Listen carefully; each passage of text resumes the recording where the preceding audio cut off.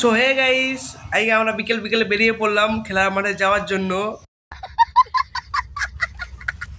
তো আমাদের ঘর থেকে আমাদের গ্রাউন্ডের দূরত্ব কয়েক কিলোমিটার। তার জন্য আমি এরোপ্লেনে যাওয়ার জন্য এয়ারপোর্টের দিকে যাচ্ছিলাম, কিন্তু দেখি এরোপ্লেনটা আগেই ছেড়ে দিয়েছে। তার জন্য আমি পায়ে হেঁটেই যাচ্ছি। अच्छा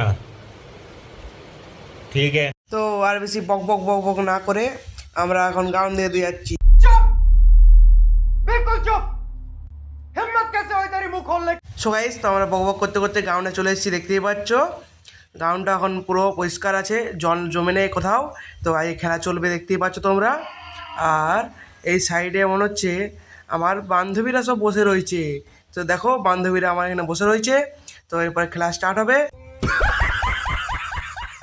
তো গাইস, এবার ক্লাস স্টার্ট হলে দেখতে পাচ্ছ। তো আমি তো খেলতে ফেলতে পারি না, ওই নেমে গেলাম মুসিয়ানি মেরে, কি আর বলবো। তো দেখা যাক কি হয় লাস্ট পর্যন্ত। তো আমি আর বেশি বক বক করবো না, ভিডিও আমার এখানে পর্যন্তই। এরকম চকচকে ঝকঝকে ভিডিও দেখতে হলে আমার চ্যানেলটা সাবস্ক্রাইব করবে।